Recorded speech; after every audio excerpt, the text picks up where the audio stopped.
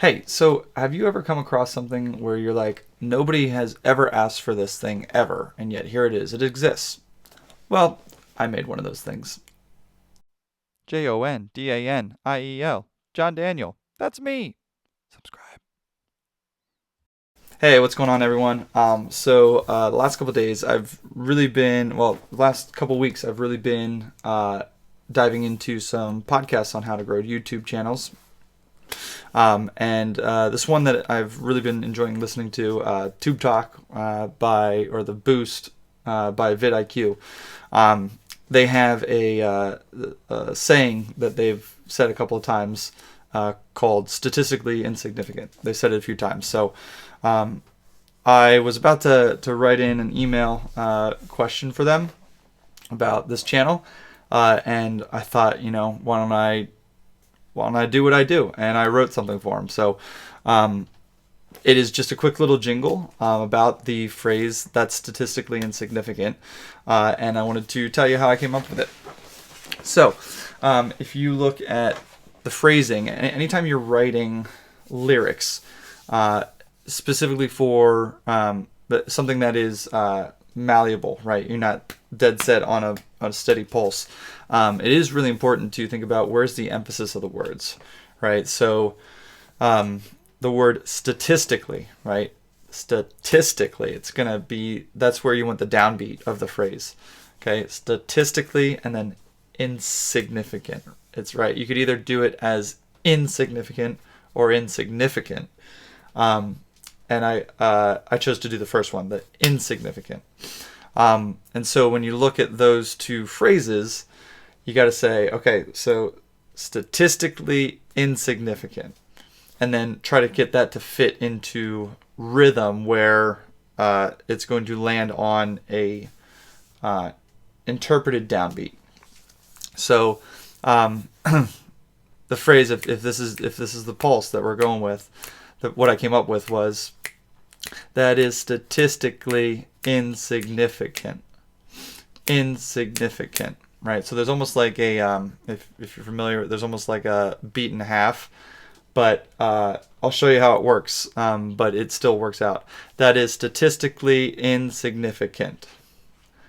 That is statistically insignificant, right? Something like that. So after I figured out the rhythm that I wanted for it, I said, okay, now let's come up with the melody, right? And so the first idea was this.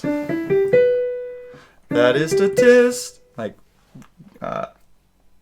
just those four notes. So it's starting on a D, D, E, G, B. That is and then from there I came into, I really like having that grammaticism. That is statistically. It almost sounded very barbershop quartet-y. And so from there, that is statistically insignificant.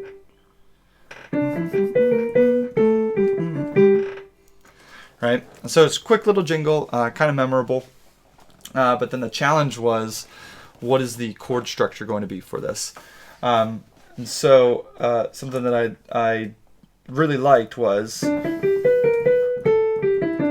I have this descending chromaticism,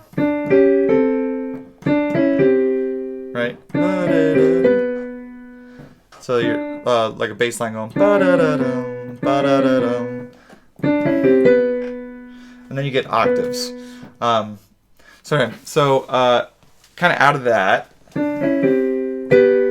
I kind of was like, okay, so I'm in G major. Okay, I wish I had the camera set up so you could see the piano. So I ended up here, but I had that quick little chromaticism moment. Right? And then this next part was a little tricky. So I'm going to skip that for a second because I came back to it. But what I liked about this melody is that you could go from, so it ends on G, but it goes through D. D is the note before D. So that would be like a so, do, okay? So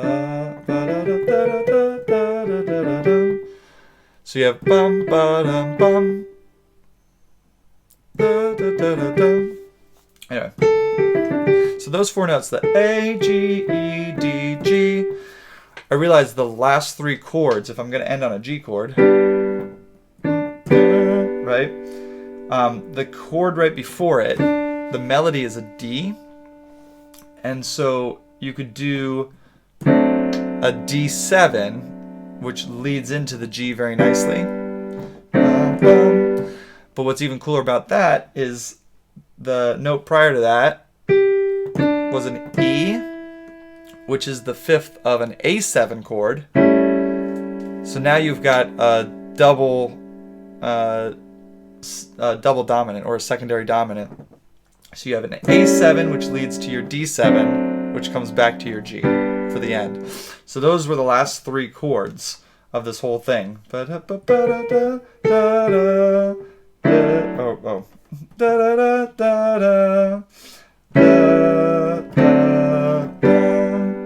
Right? And so then it was getting to that. So you get we're at boy, I like just wrote this today, so I'm not super fluent with it.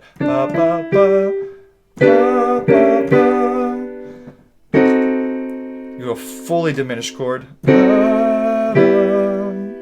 into that E minor, and then it wraps it up with those secondary dominants. Right?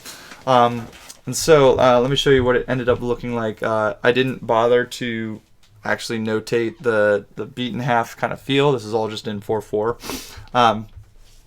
But here you go. Here's what it is. You've got, hopefully this comes through. Oh. I added that little yeah in there. I keep forgetting that every once in a while Sibelius will do this thing where it like overloads the audio file. So sorry about that if that came through wonky. But so that's what it is. That's what it looks like. Yeah.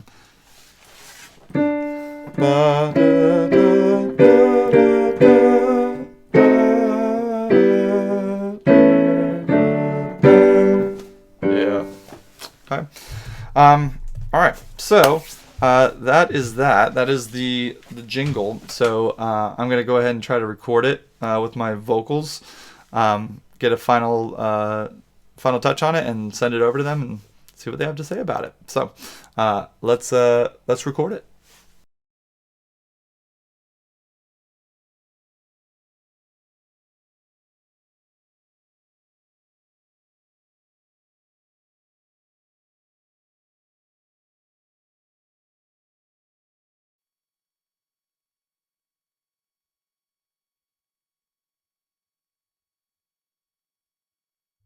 All right, so I'm a little worried that none of that came through. We'll see. Just in case, let's go to this and let's see. MacBook Audio. Well, I don't know what MacBook Audio is. Let me check. Let me see. Let me play it. Did at least the you might not be been able to hear me, but at least did this come through? Do you want to use? Sure. Don't use. Okay. That is statistically insignificant. Yeah. Okay, so I'm thinking then that you were maybe able to hear the computer, but not me. I don't know. Either way, there we go. Let's just go listen to it one more time, just because I think it's just so funny. That is statistically insignificant. Yeah. All right. So there you go. That is the jingle. I'll send that over to the podcast hosts and let you know what they say. As always, definitely appreciate it if you hit that subscribe button for me. Working up my way to the big leagues here. A whopping 10 subscribers. Get on it. Be one of the OG fans. Let's go with that. Can you be one of the OG fans? So, as always, check out some of my other videos. Appreciate you doing that. And we'll see you on whatever the next video is. Thanks for being here.